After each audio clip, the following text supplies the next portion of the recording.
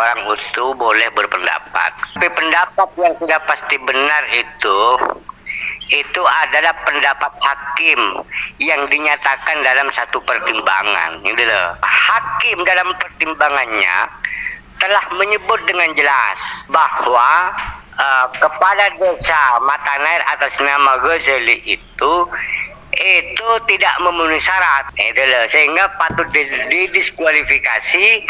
Dan karena calonnya itu hanya ada 2, maka penggugat kan dia ikut dalam proses pemilihan.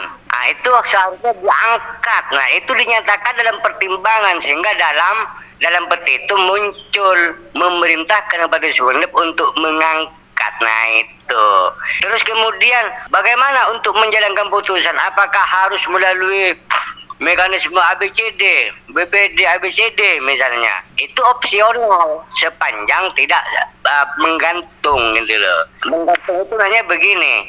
Bupati mengangkat itu kan atas dasar, kalau normal itu kan atas dasar surat BPD yang disampaikan melalui camat. Tidak persoalan begitu sepanjang tidak dimaknai menggantung gitu loh. Artinya sebagaimana analogi pilkades, 10 hari misalnya atau 14 hari BPD tidak mengajukan surat, bupati mengangkat sendiri gitu loh. Tanpa surat BPD tidak persoalan gitu. Jadi istilahnya tidak mengikat.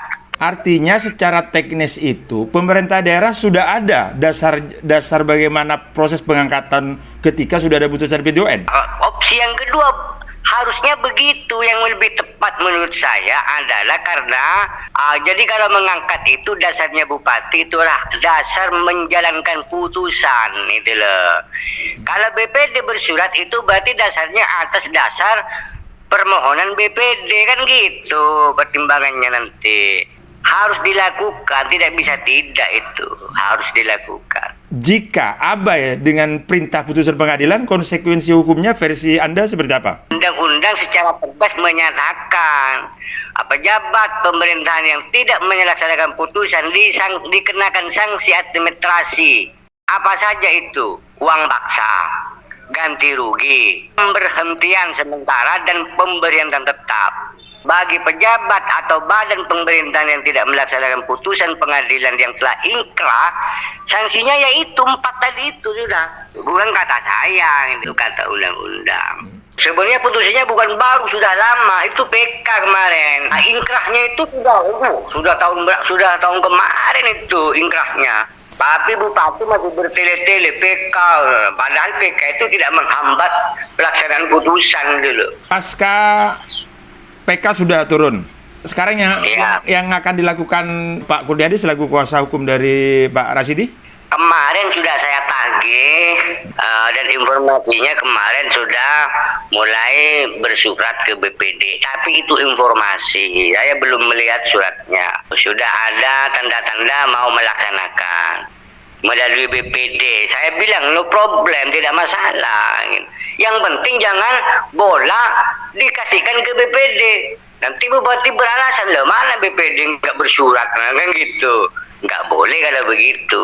Tapi kalau 10 hari BPD itu tidak bersurat, tetap tidak bersurat, bupati mengangkat itu. Kalau mengambil analogi pilkades, itu loh. Kalau analogi pilkades kan panitia bersurat kan gitu ke BPD, lalu BPD minta pengesahannya kepada bupati melalui camat kan gitu. Bila mana dalam sekian ini tidak bersurat, kan tidak ada itu kalau mengambil analogi pilkades. Dari pasca putusan itu seharusnya melaksanakan putusan itu. Kalau undang-undang seharusnya sudah 5 hari dilaksanakan. Maksimalnya, Bos? Tidak sampai 1 bulan lah. Ada upaya lain yang akan dilakukan? Upaya lainnya saya nunggu kepastiannya aja hari ini. Kalau ternyata diproses, ya saya harus upaya paksa. Kita malulah ke publik. Tidak ada satupun bupati yang melanggar. Bupati Sidoarjo mau melaksanakan, mulai dari penetapan putusan selah dilaksanakan, ditangguhkan, putusan akhir dilaksanakan, patuh.